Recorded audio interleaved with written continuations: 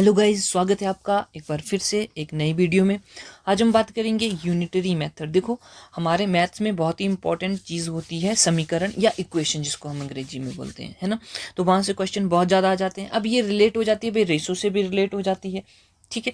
तो देखिएगा, सबसे पहले हम यहाँ पे इंपॉर्टेंट जो बात करेंगे वो इक्वेशन के बारे में। समीकरण भाई, इक्वेशन क्या होती है? इक्वेशन देखो, जहाँ पे भी हमें कोई वेरिएबल्स मिलते हैं उसको इक्वेशन बोल देते हैं। वेरिएबल्स का मतलब होता है जैसे एक्स हो गया, वाई हो गया, ये क्या कहलाते हैं? वेरिएबल्स, जो कि वेरी करते रहते हैं, जिनकी वैल्यू जो है वो अलग अलग होती है, उनको वेरिएबल बोल दिया जाता है, ठीक है। तो देखो, इक्वेशन जो है वो दो प्रकार की होती है। एक इक्वेशन जिसमें कि एक वेरिएबल होता है, यानी कि एक चर। वेरिएबल को क्या बोलते हैं? चर बोलते हैं, ठीक है। एक जैसे कि यहाँ पे एग्जांपल दिया गया है, देखो ये है 4x प्लस 3 इजिकल टू 11।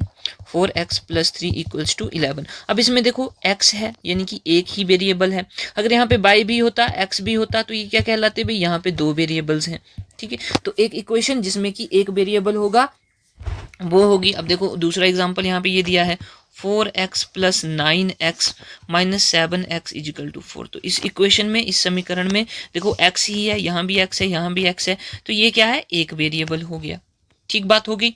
फिर उसके बाद दो वेरिएबल्स की बात कर लेते हैं। टू वेरिएबल्स, दो चर, तो जिसमें कि 4x प्लस 3y बराबर है 2, ये इक्वेशन है। अब इसमें देखो एक x भी है, एक y भी है, तो हम बोलेंगे कि इसमें दो वेरिएबल्स हैं, ठीक बात होगी। जैसे कि यहाँ पे एग्जांपल दिया है x square plus y square is equal to 98। तो यहाँ पे देखो एक x भी है, y भी है, तो दो वेरिएबल होंगे। बस इतनी सी बात ध्यान में रखनी है, और इसी को लेकर हम क्वेश्चन जो है वो सॉल्व करेंगे। तो सबसे पहला क्वेश्चन है, देखो भाई, इंपॉर्टेंट क्वेश्चन है भाई, यहाँ से क्वेश्चन बनता है आपके एग्जाम में। HP टेट JBT वाले ध्यान रखिएगा। वो संख्या ज्ञात कीजिए जिसे उसी संख्या के आधे में जोड़ने पर 24 प्राप्त हो। तो बोला कि वह संख्या ज्ञात कीजिए, तो हम संख्या मान लेते हैं भी भाई, x संख्या मान ली। कितनी मान ली? x मान ली। उसके बाद क्या बोल रहा है? जिसे उसी संख्या के आधे में जोड़ने पर, उसी संख्या यानी कि जो हमने संख्या ली है उसका आधा जोड़ने पर। तो देखो ये x हमने संख्या ली है और इसका आधा कर दिया, डिवाइड बाई 2 कर दिया, पर 24 प्राप्त होता है। बोला कि 24 प्राप्त होगा। बस इसको हमने सॉल्व भी करना है। तो देखो यहाँ पे हम क्या करेंगे? एलसीएम लेंगे, तो 2 आ जाएगा, 2x प्लस x, ये इक्वेशन बन जाएगी हमारे पास, ये समीकरण बन जाएगा। जब हम इसको सॉल्व करेंगे तो ये आ जाएगा 3x अपॉन 2 इक्वल्स टू 24, और 3x is equal to 24 into 2, और x इज इक्वल टू क्या आएगा? 24/3 गुणा 2, और इसका आंसर क्या आ जाएगा भाई? इसका आंसर आ जाएगा 16। तो ऑप्शन नंबर बी जो है वो करेक्ट हो जाएगा, ठीक है। चलिएगा आगे आगे बात करते हैं नेक्स्ट क्वेश्चन की। यदि किसी संख्या में 6 जोड़ा जाए, बोला कि कोई संख्या है उसमें हम क्या करेंगे? 6 को जोड़ेंगे, तो वह मूल संख्या का 3 गुना हो जाता है, तो मूल संख्या ज्ञात कीजिए। भाई ये क्या बात हुई? देखो, यदि किसी संख्या में 6 जोड़ा जाता है तो हम संख्या को मान लेते हैं भाई, हमारे पास संख्या जो है वो x है। अब इसमें बोल रहा है 6 को जोड़ेंगे, तो जमा 6 कर देते हैं, तो वह मूल संख्या का 3 गुना हो जाता है। बोला कि ये जब हम इनको जोड़ेंगे तो ये मूल संख्या क्या थी हमारी? x मानी थी, उसकी 3 गुना हो जाती है, तो यहाँ पे 3x लिख देंगे। एक संख्या है, हमने x मान ली भाई, उसमें 6 जोड़ दिया। अब बोला कि यह कितनी हो जाती है? 3 गुना हो जाती है मूल संख्या का। तो मूल संख्या हमारे पास x थी और 3 गुना कर दिया, 3x बन गया। अब बोला है मूल संख्या ज्ञात कीजिए, यानी कि हमें x की वैल्यू फाइंड आउट करनी है। तो सिंपल सी बात है भाई, इसको सॉल्व करेंगे। कैसे सॉल्व होगा? तो 6 यहाँ पे है, 3x, जब इस x को दूसरी तरफ लेके जाएंगे तो माइनस में हो जाएगा, minus x। 6 equals to 2x आ जाएगा, और x इज इक्वल टू 6/2, और इसका आंसर क्या आ जाएगा भाई? 3 आ जाएगा। तो ऑप्शन नंबर ए जो है वो करेक्ट रहेगा, ठीक बात हो गई। तो इस तरह से यहाँ पे सिंपल इक्वेशंस का यूज करके हम क्वेश्चन को सॉल्व करेंगे। आगे देखो, यदि किसी संख्या का 4/5वां भाग 16 है। अब ये क्या बोल दिया? बोला कि कोई संख्या है, ठीक है जी, वो संख्या हमने मान ली x, ठीक बात हो गई। उसके बाद है कि 4/5वां भाग x का 4/5वां भाग कितना है? 16 है। ये इन्होंने सिंपल सी बात करी गई है, बस हमने अब इसको सॉल्व ही करना है। तो सॉल्व करेंगे तो क्या आ जाएगा भाई? x इज इक्वल टू 16 गुणा 5/4, क्योंकि जब हम इस टर्म को परली तरफ लेके जाएंगे तो क्या हो जाएगा? ये उल्टी हो जाएगी। तो x की वैल्यू क्या आ जाएगी? इसको काटेंगे, 4 चौके 16 और 4 पंजे 20 हो जाएंगे। तो ऑप्शन नंबर सी बिल्कुल सही रहेगा, ठीक है भाई। तो देखो, आसान से सिंपल से, जैसे जैसे बोला गया है वैसे वैसे आपने करना है। चलो भाई अगला क्वेश्चन देखो। बोला एक छात्र को किसी संख्या को 2/3 से गुना करने को कहा गया। ठीक है जी, एक छात्र है, उसने किसी संख्या, कोई संख्या मान लो x ले ली, उसको 2/3 से गुना करने को बोला जी, हमने कर दिया, पर उसने गलती से 2/3 से भाग दे दिया। भाई बोला उसको गुना करने को था, लेकिन उसने तो क्या कर दिया, भाग कर दिया। तो भाग कर दिया तो हम बोल देंगे भाई x भाग किया 2/3, ऐसे ऐसे कर देंगे भाई। उसके बाद तो प्राप्त परिणाम मूल परिणाम से 20 अधिक आता है। तो जब उसको जो हमने गुणा करने को बोला था, तब जो उसके पास आंसर आया, तब जो आंसर आया वो हो गया मूल परिणाम। क्या हो गया, मूल परिणाम। ठीक है, लेकिन जब उसने भाग दे दिया संख्या को, तो उसके पास जो आंसर आया वो मूल परिणाम का कितना अधिक, 20 अधिक, मूल परिणाम से 20 अधिक आया। तो इस तरह से हमारी इक्वेशन बनेगी। तो बोल रहा है कि बताइए वो संख्या क्या होगी। चलो भाई इसको सॉल्व करते हैं। ठीक है भाई, इतनी बातें क्लियर होगी। अब देखिए इसको कैसे सॉल्व करना है।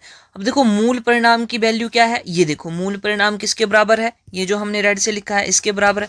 तो हम मूल परिणाम की जगह ये वाली वैल्यू भी लिख सकते हैं। तो देखो इसको लिख देते हैं मूल परिणाम की जगह। तो हमारी इक्वेशन बन जाएगी x divide by 2/3 equals to, मूल परिणाम की जगह हम x गुना 2/3 लिख देंगे प्लस में 20। ये इक्वेशन आ गई। अब हमें किसकी संख्या बतानी है, यानी कि x की वैल्यू। तो इसको अगर हम सॉल्व करेंगे तो ये कैसे रहेगा, देखिएगा x अब डिवाइड की जगह क्या है, गुना लग जाएगा और ये ऊपर नीचे हो जाएंगी। तो ये आ जाएगा 3/2 इक्वल्स टू x गुना 2/3 प्लस 20, इस तरह से आएगा। अब इसको सॉल्व करेंगे तो ये 3/2x equals to 2/3x plus 20 आ जाएगा। अब x वाली टर्म्स को एक तरफ ले जाते हैं। ठीक है, तो इसको मैं यहाँ पे सॉल्व करता हूँ। तो यह आ जाएगा 3/2x minus 2/3x equals to 20। भाई ऐसे ही होगा, है ना। इस तरफ ये प्लस का है तो दूसरी तरफ जब जाएगा तो माइनस का हो जाएगा। ठीक बात होगी।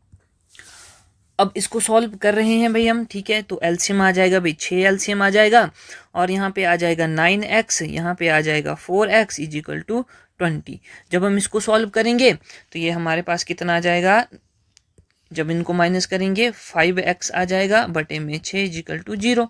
5x is equal to 20 into 6, और देखिएगा x की वैल्यू क्या आ जाएगी, 20 गुना 6/5, और ये 4 से कट हो जाएगा तो 6 चौके 24। x की वैल्यू कितनी आ जाएगी, 24 आ जाएगी। कितनी आएगी, 24। तो ऑप्शन नंबर डी जो है वो बिल्कुल सही रहेगा इस क्वेश्चन के लिए। ठीक है भाई, तो ऐसे इस तरह से क्वेश्चन जो हैं वो सॉल्व करने हैं। आगे देखिएगा, आगे क्वेश्चन बोल रहा है यस 12 कलम का मूल्य 60 रुपये है, इसी प्रकार 10 कलमों का मूल्य क्या होगा। भाई 12 पेंसिल्स हैं हमारे पास, 12 पेंसिल्स, तो इनका मूल्य कितना है सर, 60 रुपये है। बिल्कुल ठीक है। अगर एक पेंसिल का मूल्य निकालना चाहे वो क्या होगा, तो एक पेंसिल का आ जाएगा 60/12 आ जाएगा। ठीक बात हो गई। और अब इसने क्या पूछा है, बोला कि 10 कलमों का मूल्य बताओ। तो एक पेंसिल का 60/12 है, तो हम बोलेंगे कि 10 पेंसिल का कितना आ जाएगा, 10 पेंसिल का आ जाएगा 60/12 गुणा 10। ठीक है, तो जब हम एक पेंसिल का मूल्य 10 से गुना करेंगे तो दूसरी तरफ भी 10 से गुना करना पड़ेगा। तो ये बात आ गई, 10 पेंसिल का मूल्य कितना हो जाएगा, 60/12 गुना 10 हो जाएगा। जब हम इसको कैलकुलेट करेंगे तो 12 पंजे 60 आ जाएगा, और वैल्यू कितनी आ जाएगी, 50 आ जाएगी। तो ऑप्शन नंबर ए बिल्कुल सही रहेगा इस क्वेश्चन के लिए। ठीक बात होगी। तो इस तरह से ये क्वेश्चन जो है वो सॉल्व होगा। नेक्स्ट क्वेश्चन देखिएगा।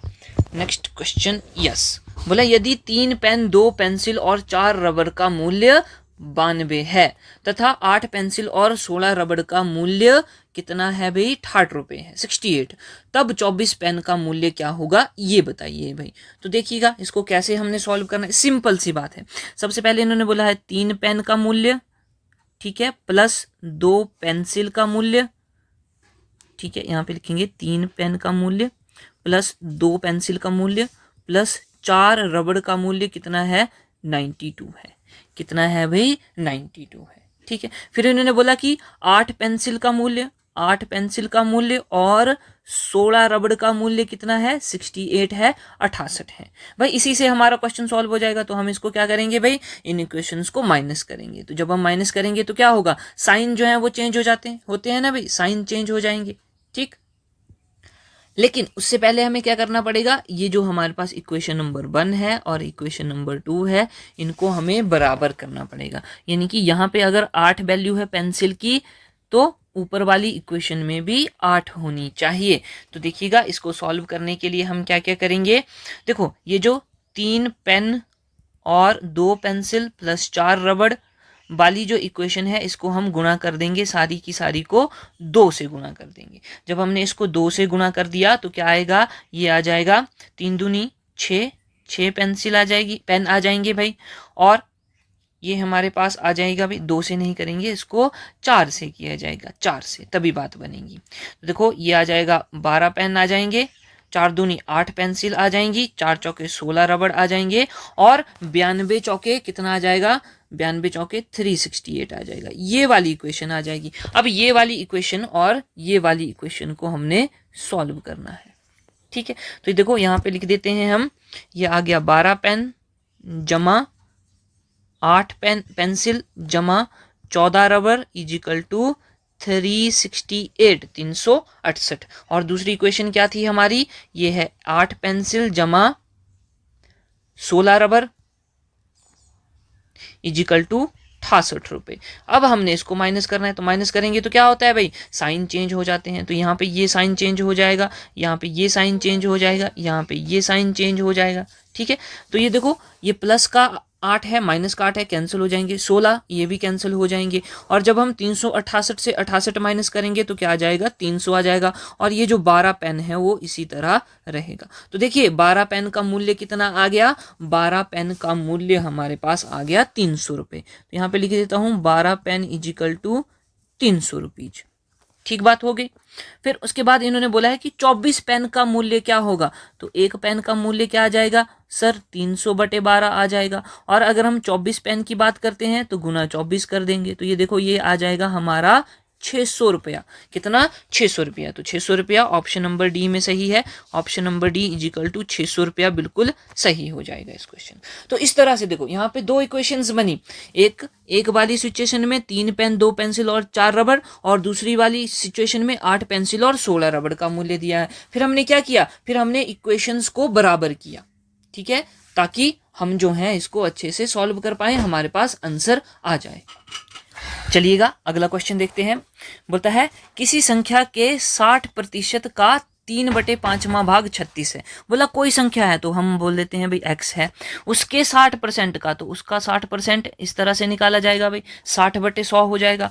उसका भी 3/5वां भाग, तो का मतलब गुणा होता है, गुणा लगा दिया हमने, 3/5 भाग कितना है भाई, 36 दिया है। ये इक्वेशन बन गई हमारे पास। बस हमने इसको अब क्या करना है, सॉल्व ही करना है। तो देखो क्या आएगा भाई, ये ऐसे कैंसिल हो जाएगा, ठीक है।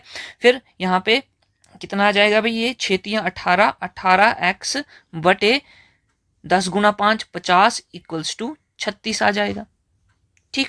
और अगर हम इसको सॉल्व करना चाहे तो x इजिकल टू 36 गुना में 50 बटे में 18, क्योंकि जब ये दूसरी तरफ जाएगा तो क्या है, उल्टा हो जाएगा, है ना, बात सही है। अब इसको देखो, 18 दूनी 36 होता है और 50 दूनी 100, तो ये 100, यानी कि ऑप्शन नंबर ए बिल्कुल सही रहेगा इस क्वेश्चन का, ठीक है। तो देखो, सिंपल, जैसे क्वेश्चन में बोला है वैसा ही हमने करना है। आगे